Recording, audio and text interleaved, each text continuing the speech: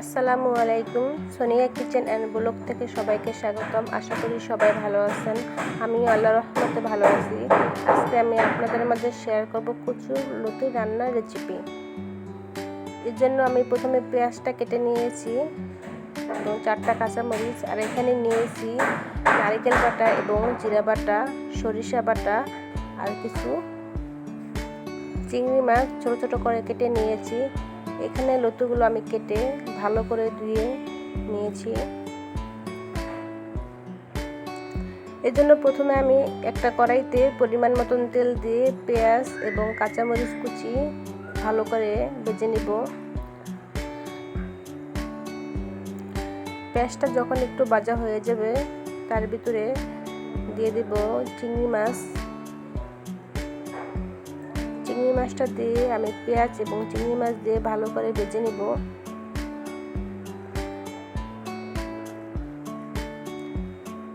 চিংড়ি মাছ এবং পেঁয়াজ যখন ভাজা হয়ে যাবে এরপর যে আমি একটু পানি দিয়ে দিব যাতে এটা পুড়ে না যায়, এবং বাকি মশলাগুলো দিয়ে দিব। এখানে আমি 1 টেবিল চামচ আদা রসুন বাটা এবং আগে থেকে নারকেল এবং জিরা বাটা, সরিষা বাটা, সরিষার ভিতরে আমি 2টা কাঁচামরিচ এবং লবঙ্গ দিয়ে শিলপাটায় বেটে নিয়েছি, কারণ সরিষার ভিতরে কাঁচামরিচ এবং লবণ দিয়ে বাটলে সরিষার তিতাটা চলে যায়। এর ভিতরে দিয়ে দিব লবণ, 1 চা চামচ হলুদের গুঁড়া এবং 1 চা চামচ মরিচের গুঁড়া দিয়ে ভালো করে মশলাটা কষিয়ে নিব। এই যে আমার মশলাটা কষানো হয়ে গিয়েছে, তেল উপরে বেশি আসছে, তাইলে বুঝতে হবে যে মশলাটা কষানো হয়ে গিয়েছে। এখন আমি একটু পানি দিয়ে দেব।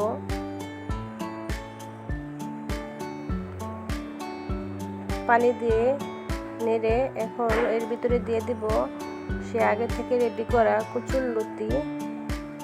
এটা দিয়ে ভালো করে একটু মিশিয়ে নিয়ে নেড়ে চেড়ে ঢাকনা দিয়ে ঢেকে রেখে দেব 10 মিনিটের জন্য।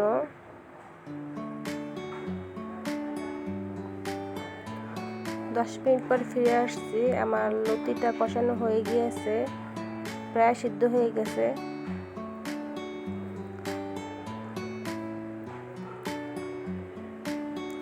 এখন এর ভিতরে পানি দিয়ে দেব। পানি দিয়ে নেড়ে চেড়ে আমি ঢাকনা দিয়ে ঢেকে রেখে দেব।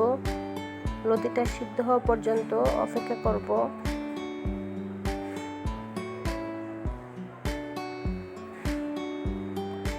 এখানে প্রায় লতিটা সিদ্ধ হয়ে গিয়েছে। এখন এর ভিতরে আমি 4 টুকরো কাঁচা আম কেটে নিয়ে দিয়েছি। লতির ভিতরে একটু টক হলে আমার কাছে ভালো লাগে, এটা অপশনাল, চাইলে আপনারা দিতেও পারেন, নাও দিতে পারেন। হয়ে গেছে আমার কচুর লতির রান্না। এই দেখতে পাচ্ছেন কতটা ইয়ামি হয়েছে। আলহামদুলিল্লাহ, এতে অনেক মজা হয়েছে।